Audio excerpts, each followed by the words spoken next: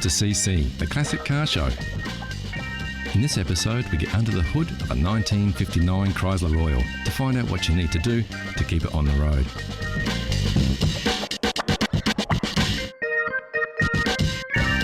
We take a much-loved English open-top roadster for a spin, find a classic of tomorrow for budding budget car buyers, and hop on the Pony Express for a top-down cruise, ×2. Also on the show, how well do you know your chrome? We'll put you to the test. We shop for a bargain or not, plus the big cat purrs as we cut to the polish on this beautiful heavyweight Jaguar Sports Classic.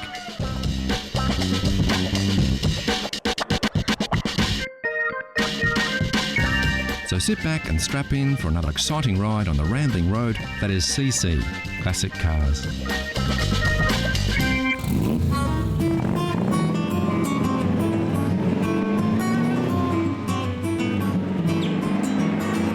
There's nothing quite like driving on the open road in a classic roadster, and the MGA ticks all the boxes. This little machine oozes style with its smooth lines, sporty handling and retro styling.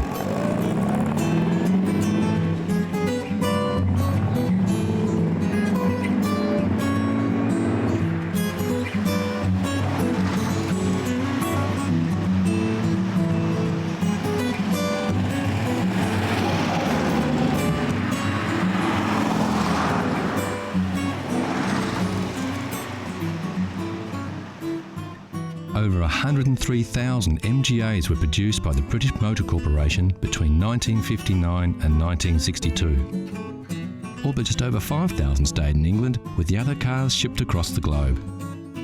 So many of these vehicles were sold abroad that to this day the MGA is still the most exported UK-built car. The MGA is considered by many to be the pinnacle of styling from BMC, with its classic shape and combination of class and speed oozing from its inspired design. On the road, the MGA feels like a rocket. This feeling is in most part a result of the responsive handling, direct steering and driving position, which is very low to the ground. Of course, like many sports cars of the era, the driver is not cocooned in a heavy padded seat, surrounded by gadgets, spongy suspension and power steering. These vehicles are more like being in the cockpit of a war-era fighter plane. Simple driver comforts, necessary instrumentation, direct controls and a tight squeeze. And when we say tight squeeze, we mean it. If you are over 6 feet tall or you have shoulders wider than your average English aristocrat, you won't have much fun driving or extracting yourself from this roadster.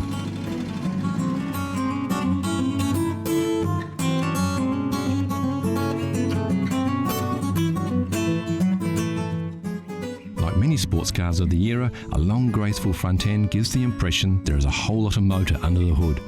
The driving position is set back, literally behind the motor, with the trunk or boot rolling back down to the rear. Sometimes looks can be deceiving though, and many enthusiasts consider the MGA to be severely underpowered, taking the sport out of the sports car.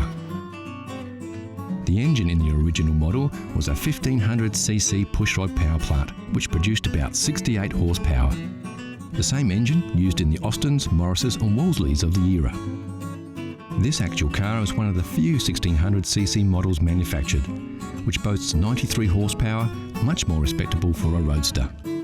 Apart from the very rare twin cam power plant, there were only ever just over 2,000 built. This is as grunty as an MGA gets.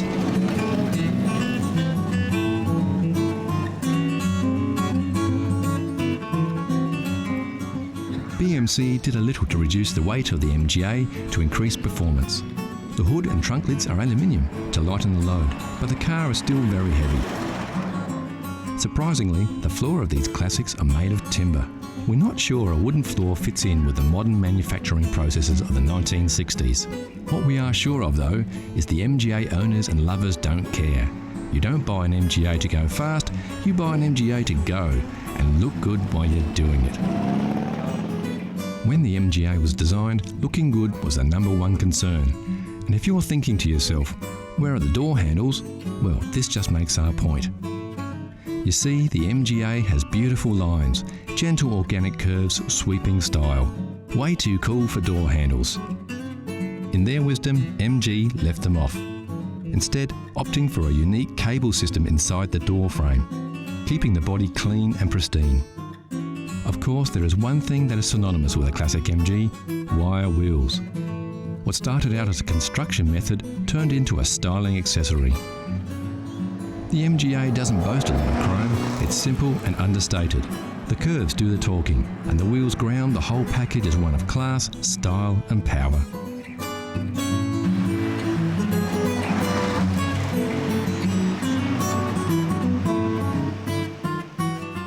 The real appeal of a classic MGA is the romance. The romance of rolling through the countryside, wind in your hair, wire wheels rotating under you, turning heads with your very stylish and fun machine. It's the same for all classic car lovers. For devotees of the MGA, it doesn't get better than this, and we're inclined to agree.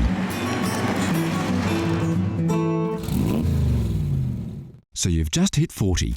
You're feeling cashed up, your hairline is fast travelling to the northern hemisphere of your head. So you've decided to take the plunge and get yourself that little sporty classic car you've always dreamed of, and get some wind in your hair before it all disappears and you find yourself shopping for a glue-on toupee. Right now, your heart is set on a Sunbeam Alpine, just like the one James Bond drove in Dr. No. Well, let's take a closer look at the damage to your hip pocket. There were several models of the Alpine produced between 1959 and 1968. The body shape didn't differ much between models, only performance. We've been looking around, and as far as classic cars go, the Alpine could be considered an entry-level classic. Of course, the prices vary, but generally at any one time there are a few on the market to choose from. This 1963 restored Series 2 unit in the UK was on the market for the princely sum of $9,000 US, or £5,500. It's restored and looks pretty good. It does lack a little grunt, being the early model. For about $7,000 or around £4,000, you can slide into this restored 65 Series 3 Alpine. We found this 1967 Series 5 model for an ambitious $15,000 or around £9,000. The engine was replaced with a 2300cc Mitsubishi power plant. Pricey, not stock, but it may have enough juice to get you and your new hairpiece to where you want to go. There are usually stacks of Alpines on the market, so if the Sunbeam Alpine is your classic passion, get hunting. They won't be hard to find. Here's a challenge for all you classic car fans. Know Your Chrome gives you a peek at some close-ups of classic chrome. Look at the shapes. Do you recognise the lines? Can you tell which car sports this shiny styling? It's too early for clues, but we can tell you it's a car. It's a classic and it's very, very cool. Look closely and we'll give you more hints later in the show. Next on CC, the Classic Car Show, we meet a big black cat, some tips for classic car owners, and we take a pony ride.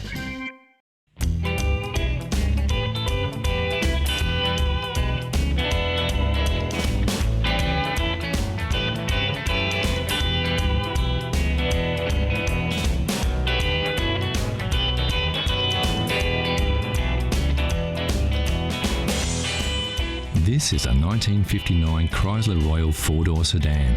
It's in A1 mechanical condition, and due to the simplicity of its six-cylinder Cube Dodge motor, anyone with a few basic skills can keep it that way.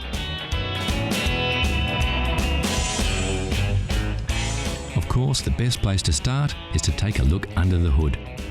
On the left-hand side, check the brake and clutch fluids. No oil leaks are a good sign that all the hoses are intact. Quickly check the fan and inspect the radiator cap and water level.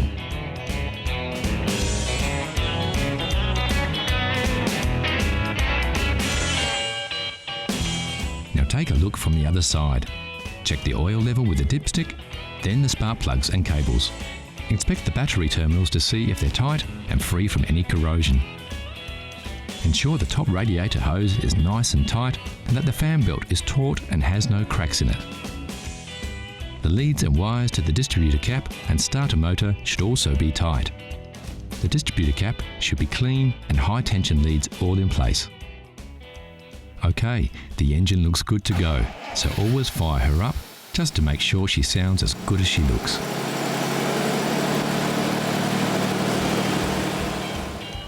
Don't forget to check the tyre pressures and make sure they're inflated correctly to the manufacturer's specifications. Also inspect the tread depth and check for uneven wear or foreign objects in the tyre tread.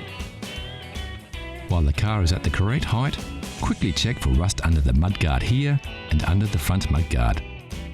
The seals can be a weak spot for rust, but as we can see, everything is fine on this rust-free vehicle.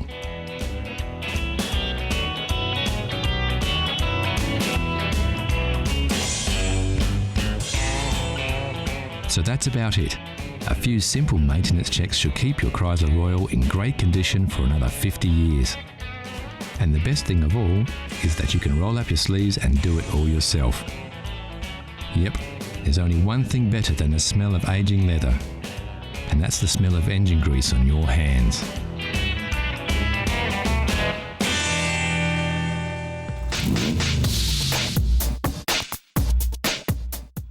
Out of all the cars rolling off factory floors, only a select few will avoid the scrap heap and attain that most coveted of reputations, securing its future as a classic. This is a Mazda MX-5. It has all the features that we think will give it a fighting chance to one day be a collector's car.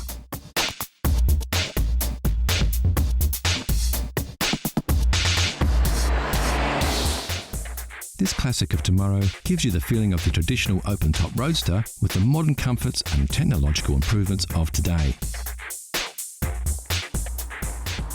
Sure, to really get the most out of this vehicle, you're going to have to look after it well. Keep it garaged as often as possible and hold on to it for 30 or 40 years. If that's not too hard for you to do, you can have a sports car of today and a classic of tomorrow.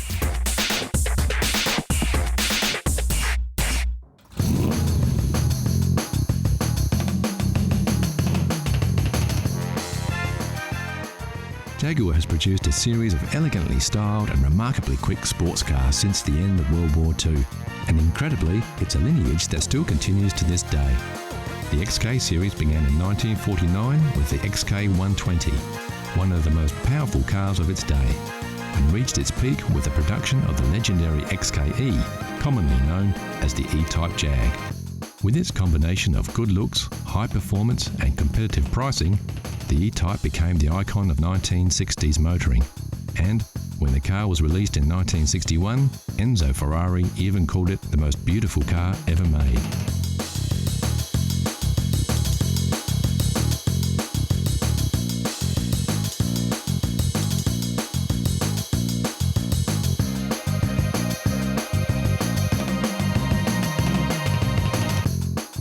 Take a closer look at the E-Type and you'll discover it's the heart and soul of another beast that makes this big car purr, and that's the XK150.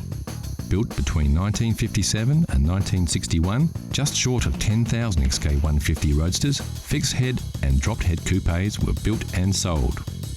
It was distinctively different from its predecessor, the XK140, with its curved one-piece windscreen, wider grille and high wing line along the sides.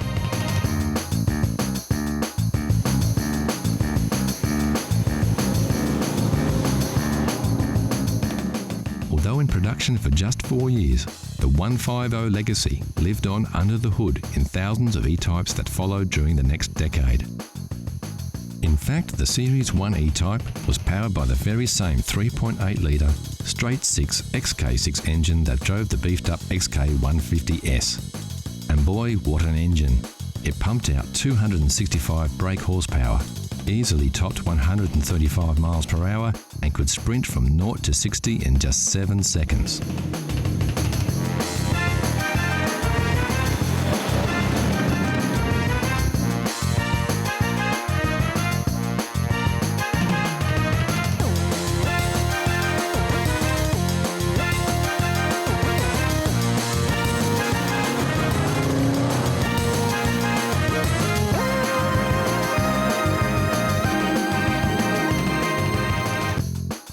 When the 150 launched in 1957, standard equipment included a 3.4-litre twin cam, capable of over 130 miles per hour. But in February of '59, Jaguar added a chrome S insignia, along with triple SU carburetors, a dual exhaust system, beefed up suspension and larger disc brakes. And the 150 didn't just pack a punch under the hood. It came with a beautiful interior that featured stylish leather throughout. Roll-up windows and door handles were also new features, which until then were not considered essential equipment on sports cars of the day. And the result was a combination of excellent performance and handling with a level of comfort and luxury rarely seen in sports cars of the period. The long flowing lines of the hood hinted at what was to come a decade later with the sleek new styling of the E-Type. But its front end, unlike its successor, maintained a traditional look with classic round headlights, the vertical chrome grille, and of course the famous Jaguar badge.